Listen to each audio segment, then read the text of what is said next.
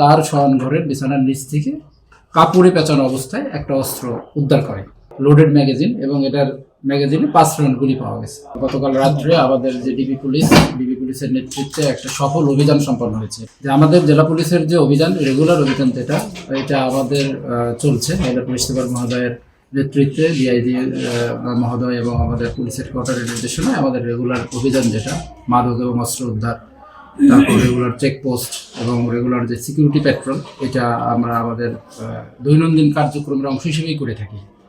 তো সেরকমই গতকাল আমাদের মাদক উদ্ধার এবং অস্ত্র উদ্ধার যে অভিযানের যে একটা টিম, সেই টিম তারা খবর পায় যে ভান্ডারিয়া থানা এলাকায় একজনের কাছে অস্ত্র আছে, যে তার নাম হলো মোহাম্মদ আলিম খান।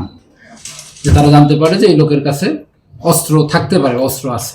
এই সংবাদের ভিত্তিতে তারা সেখানে যায়, ঘটনাস্থলে যায়। তো ঘটনাস্থলে গিয়ে ওই লোককে পায়। প্রাথমিকভাবে পুলিশের উপস্থিতি টের পেয়ে ওই লোকটা দৌড়ে পালানোর চেষ্টা করে। তারপর আমাদের লোকজন তাকে ধরে তাকে জিজ্ঞাসাবাদ করলে সে জানায় যে তার কাছে একটা অস্ত্র আছে। তারপর তার দেখানো মতে তার শয়ন ঘরের বিছানার নিচ থেকে কাপড়ে পেঁচানো অবস্থায় একটা অস্ত্র উদ্ধার করে।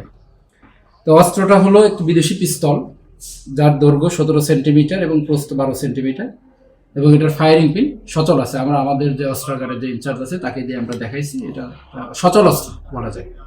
এবং এটার সাথে একটা ম্যাগাজিন ছিল, ম্যাগাজিনটা ভিতরে লোড করা ছিল, লোডেড ম্যাগাজিন, এবং এটার ম্যাগাজিনে 5 রাউন্ড গুলি পাওয়া গেছে। এবং গুলির গায়ে লেখা আছে 7.65 মিলিমিটার।